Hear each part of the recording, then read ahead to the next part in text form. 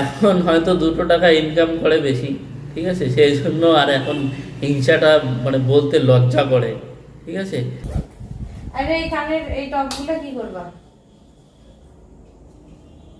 বিক্রি করে দিবে আবার? তুমি রাখো। হ্যাঁ তুমি রাখো। সবার সামনে বলো এই যে টপগুলো কি করবো এখন? তুমি করবে, আবার কি করবে? তুমি তো 4 টাকা ফেরত দিয়েছো, গোটা টাকা। আমার ওই সমস্ত স্মৃতি রাখতে ইচ্ছা করে না। তুমি যখন বলছো আমি পড়ি। এগুলো কানে দেখলেই মানুষ কবে কই কেমন বড় মন দিবের, কই দিয়ে কান সোনার কানের একজোড়া দিলি নে, কে কি করেছে আমার জন্য, আমরা দিব।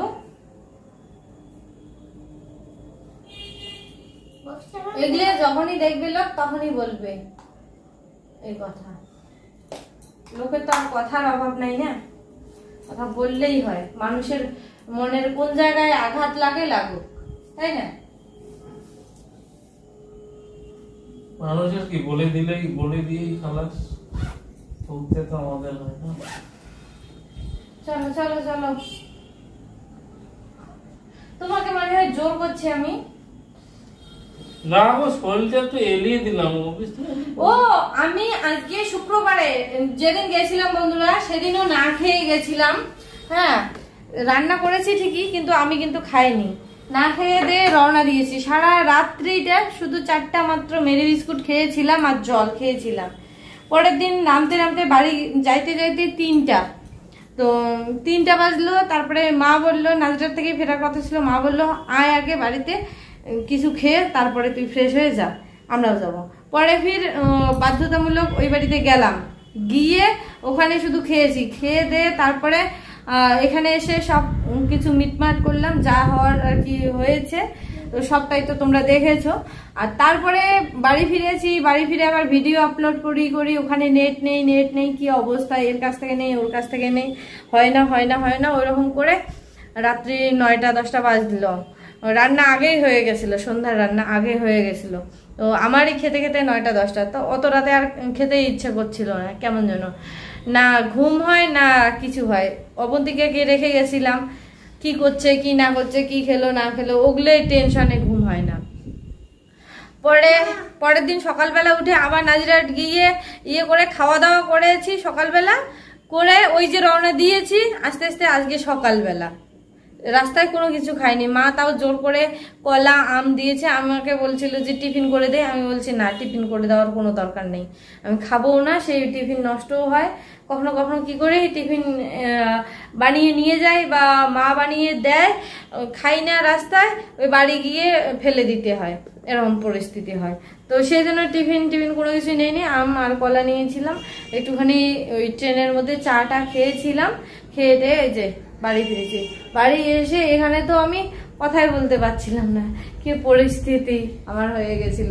জলের বোতলটাও আমার নষ্ট হয়ে গেছিল, জল বিনা মানে তৃষ্ণায় আমার দমও নিতে পারছিলাম না, শরীরটা একদম ঝমঝমি রমরমি উঠে গেছে।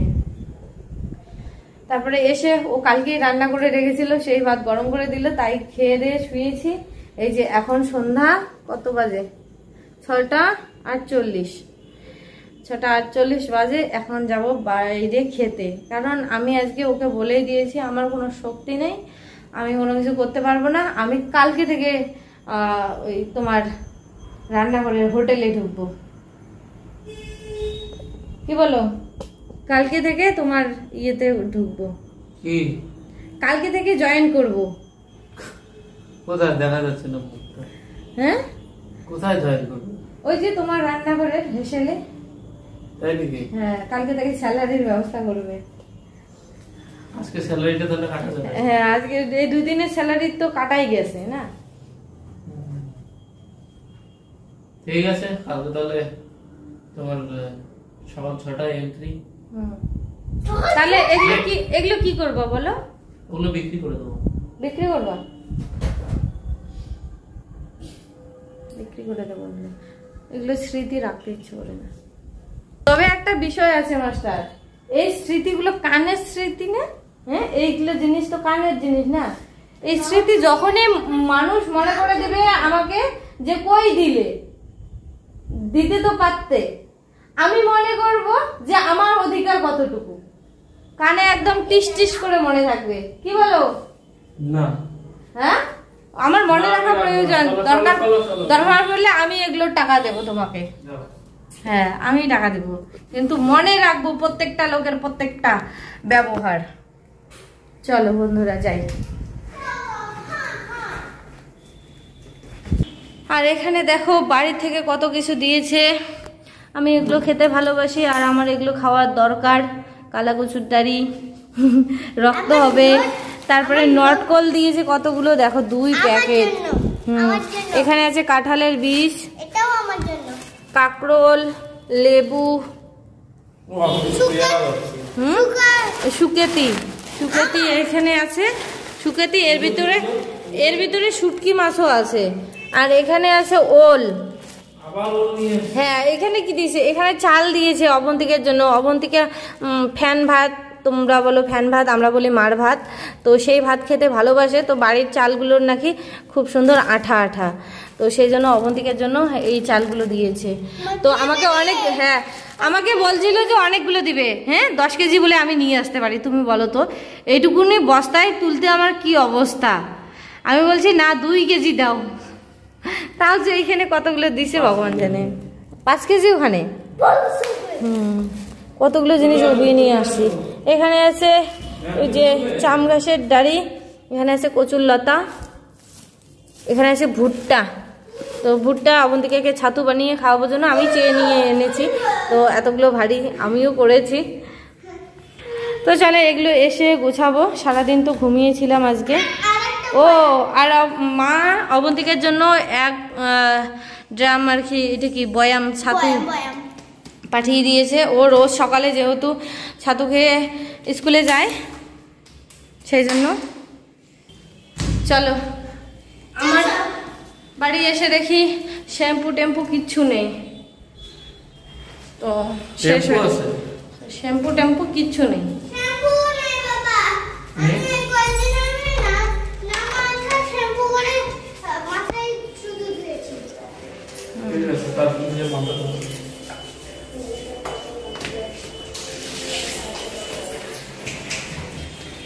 লিফটের লাইটটা বলো কত সুন্দর না, কি সুন্দর ক্যামেরা হয়।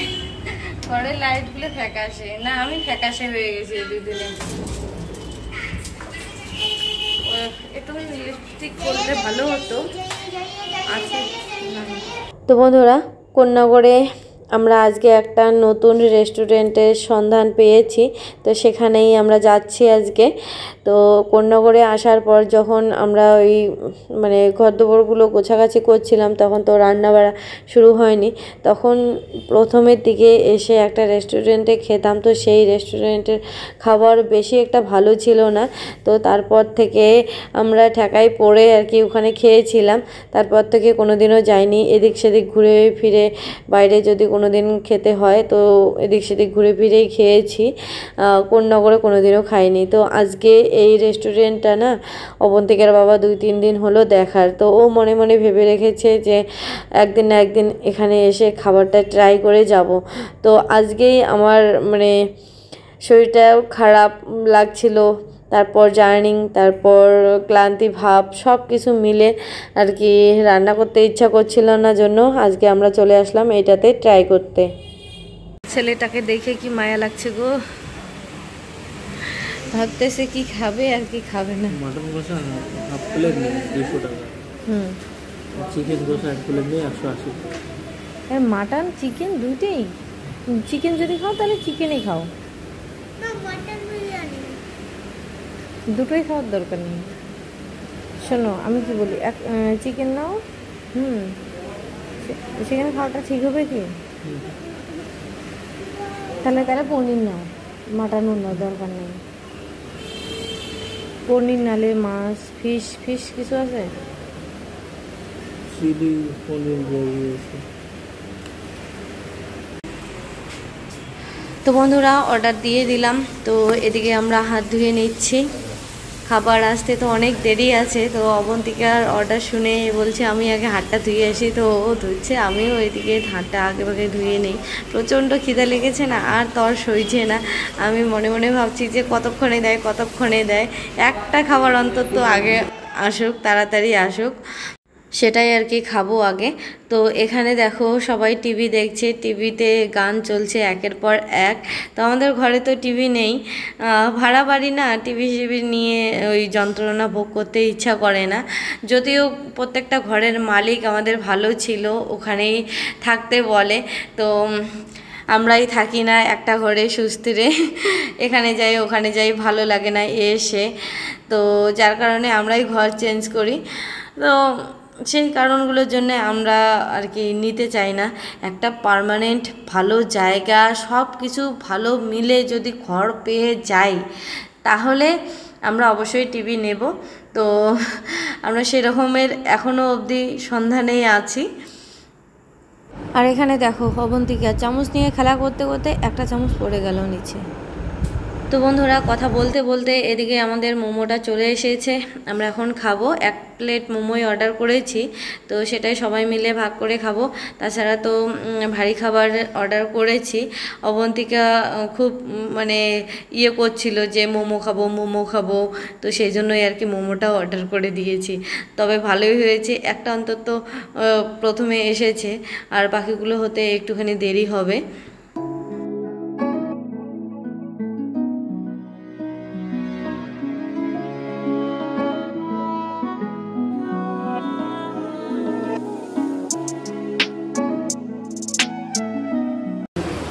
কি খেয়েছিল বাড়িতে গিয়ে? মোমো খেয়েছিলাম বাড়িতে, তো ওখানে না স্টিমটা ভালো, সেদিকে ওয়াম মোমো খেয়েছিলাম, সেটাকে আমার কাঁচা কাঁচা লাগছিল, মানে যেন আটা কাপড় দিচ্ছি। আবার এখানে যেটা খেলাম এটা মোটামুটি ঠিক আছে, কিন্তু বেস্ট, কোনো স্টাফ ছাড়া দোকান, মানে ফুটপাতের দোকান। তো বন্ধুরা, টিভি দেখতে দেখতে কিছুক্ষণ বাদে খাবারটা চলে আসলো। এখানে আছে হচ্ছে তান্দুরি ভেটকি বাটার মশলা একটা, আর আছে হচ্ছে মাটন কষা, আর কাশ্মীরি পোলাও দুটো অর্ডার করেছে। দেখতেই পাচ্ছ দুখানা হাঁড়ি দিয়েছে, ছোট ছোট দুখানা কড়াই দিয়েছে। তো আমার এই হাঁড়িগুলো পছন্দ হয়নি, তবে কড়াইটা পছন্দ হয়েছে। মনে হচ্ছে যে খাওয়া দাওয়া করে রেস্টুরেন্টের মালিককে বললে ওই কড়াইটা নিয়ে যাব। তো চলো আগে খাওয়া দাওয়াটা সেরে নেই ফটাফট করে, কড়াই নিয়ে যেতে হবে। তো খাবার যখনই চলে এসেছিলো তখনই সবার মুখ একদম হাসিতে একদম ভরে গেছে, এখন পেট পূজা হবে। তবে এই টেবিলটা না খুব ছোট হয়ে গেছে আমাদের, তো এতগুলো হাঁড়ি কড়াই থালা বাটি নিয়ে আর পোষাচ্ছে না। এদিকে এটা সরিয়ে দিতে হচ্ছে, ওইদিকে ওটা সরিয়ে দিতে হচ্ছে আর কি। তো এখানে সবারই থালায় থালায় বেড়ে নিচ্ছে। আমাকে একটু বেশি খিদে লেগেছে, তো আমি আমার পাতে প্রথমে দিয়েছি। প্রথমে বাচ্চাটাকে দেওয়া উচিত ছিল, কিন্তু আমিও এখানে দেখো মানে পেট কারো বোঝে না, নিয়ম কানুন কিছু বোঝে না।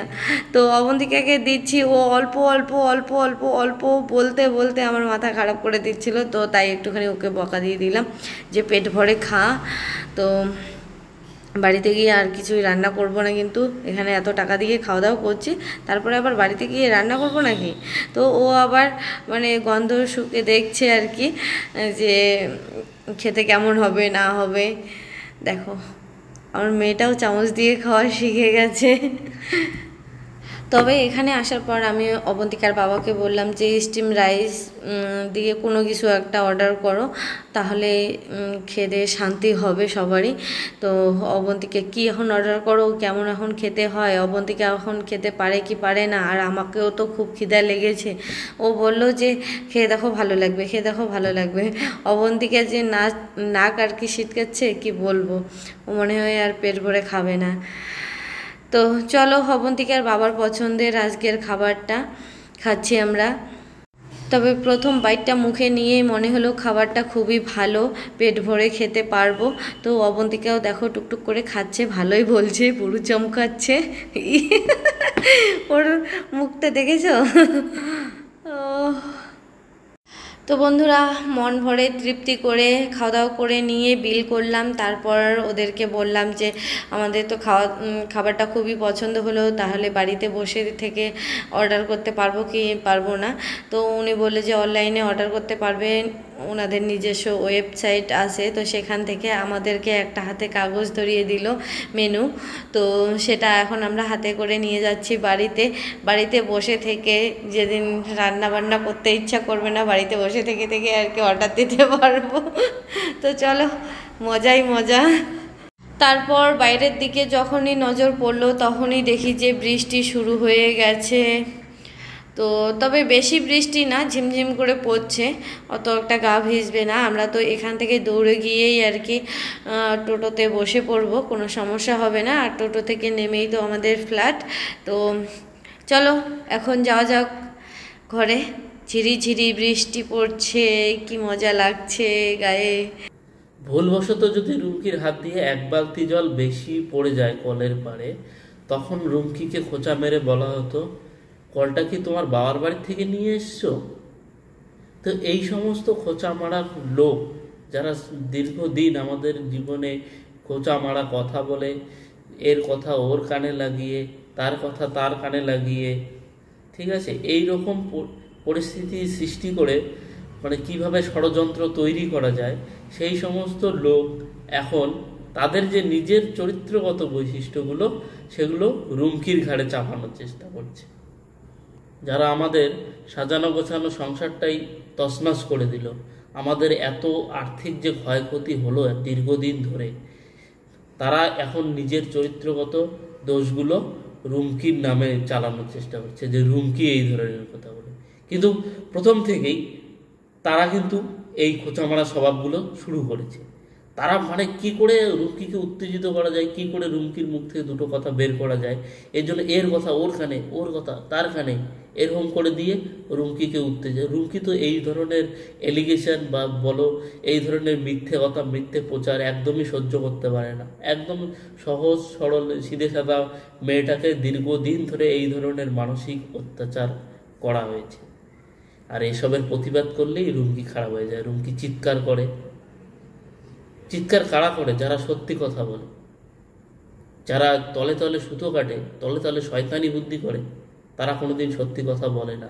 তারা শুধু লুকোনোর চেষ্টা করে, সত্যের সামনে আসলে লুকোনোর চেষ্টা করে, থতমত খেয়ে যায়।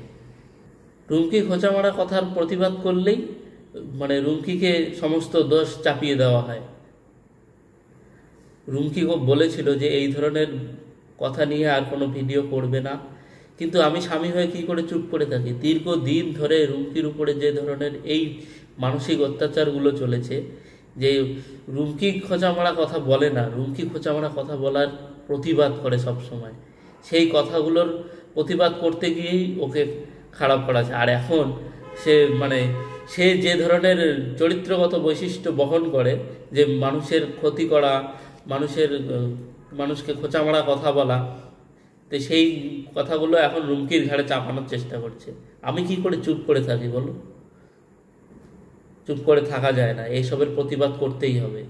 তোমরা সবাই সবটাই বোঝো, আমি জানি অনেকেই আমাদেরকে ভুল বুঝেছিল, কিন্তু রুমকি প্রমাণ করে দিয়েছে যে সত্যের জয় সর্বদাই হয়। তো তোমরা অনেকটা বুঝতে পেরেছো যে আমরা কি বলতে চাইছি, ঠিক আছে? তোমরা বুঝতে পেরেছো যে কে এই ধরনের শয়তানি মনোভাবগুলো চালায়। তো আমি আর বেশি কিছু বলতে চাই না, এসব নিয়ে আর বেশি কিছু বলা যায় না। আমাকে দেখে হিংসাটা সেই প্রথম থেকেই, আমি চাকরি করে বলে প্রথম থেকেই হিংসাটা, ঠিক আছে? যে অনেকেই হিংসা করে আমাকে, সেটা বোঝা যায়। এখন হয়তো 2 টাকা ইনকাম করে বেশি, ঠিক আছে, সেই জন্য আর এখন হিংসাটা বলতে লজ্জা করে, ঠিক আছে? কিন্তু প্রথম থেকেই এই হিংসাটাই বেশি ছিল। যে ধরনের অ্যাগ্রেসিভ হিংসা রুমকির প্রতি দেখানো হয়েছে, রুমকি যে আজকে টিকে আছে শুধুমাত্র আমার জন্য, আমি ওকে শক্তি দিয়েছি সেই ধরনের, যে কোনো কিছু হবে না, আমি তোমার পাশে আছি, বুকে আগলে রেখেছি, কারণ ভালোবাসার জোর, ঠিক আছে? ওকে যে ধরনের মানসিক অত্যাচার করা হয়েছে, আমি যদি পাশে না থাকতাম ও হয়তো অনেক কিছুই করে ফেলতে পারতো আজকে। অনেক কিছু করে ফেলতো, হয়তোবা আমাদের যে সংসারটা আমরা ছোট্ট করে গড়ে তুলেছি সেই সংসারটাই ভেঙে চুরমার করে দিত। সেই টার্গেট নিয়েই ওরা ছিল। আজকে যে রুমকি আমার কাছে আছে, আমি আমার সমস্ত ভালোবাসা দিয়ে ওকে আগলে রেখেছি, সেই জন্যই আছে। তো যাই হোক বন্ধুরা, আশা করি আপনারা সবাই বুঝতে পেরেছেন। ভিডিওটা আর বাড়াবো না, আজকে এখানেই শেষ করছি। আর ভিডিওটি ভালো লাগলে অবশ্যই লাইক, কমেন্ট আর শেয়ার করবেন। আর চ্যানেলটিকে সাবস্ক্রাইব করে পাশে থাকা বেল আইকনটি অল নোটিফিকেশানে ক্লিক করে দেবেন। সো দেখা হচ্ছে পরের আরেকটি ব্লগে। ততদিন ভালো থাকবেন, সুস্থ থাকবেন সবাই।